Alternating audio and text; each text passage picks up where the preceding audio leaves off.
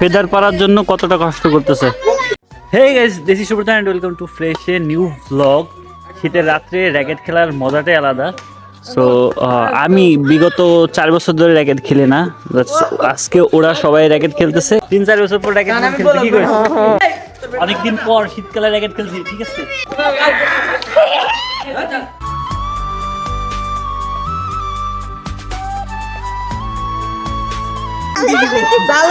চালাতে পারবি কিনা এখন ওই চালু ঠিক আছে। 343 বছর পর র্যাকেট খেলতে আসছি শীতের মধ্যে।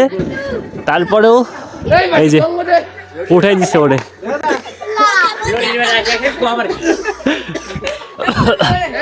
এই ঠান্ডার মধ্যে র্যাকেট খেলার মজাটা আলাদা। যদি র্যাকেট খেলা হয় না, ভাবে ফেদার পারার জন্য কতটা কষ্ট করতেছে। ওরে ভালাই দিস না। যদিও আগে আমাদের ব্যাচে র্যাকেট খেলা হইতো, বাট পোলাপানরা এখন খেলতেছে, এই জন্য আর কি পোলাপানের সাথেই খেলতেছে, ঠিক আছে।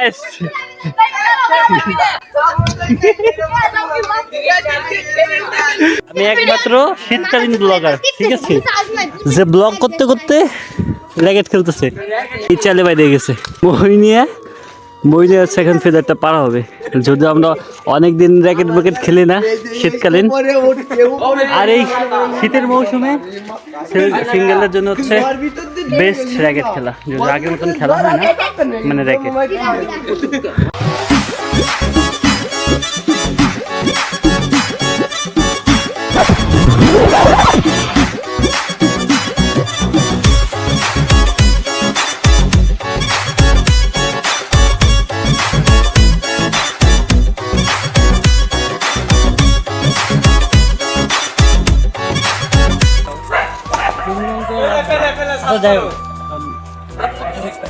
ক্যামেরা ঘুমাও।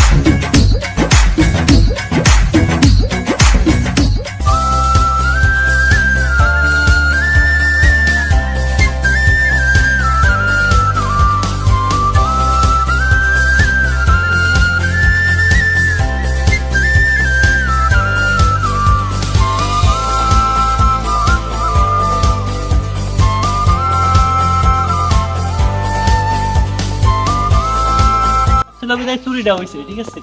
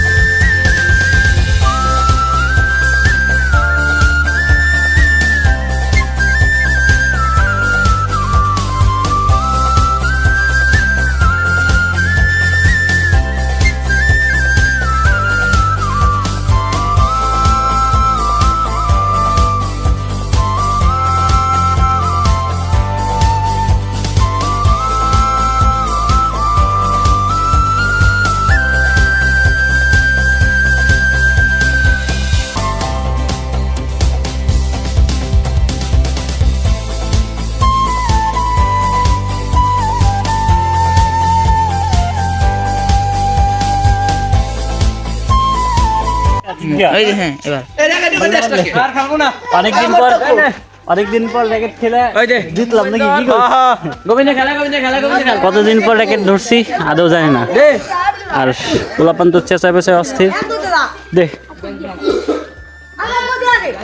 সত্যি বলতে এক ফুটও ভালো খেলিনি, খেলতেই পারি না, সব ভুলে গেছি, খেলাধুলা সব ট্রেনিং বাদ দিয়ে দিছি, ট্রেনিং বাদ দিয়ে অবসরে গেছি, অস্ত্র ছেড়ে দিছি।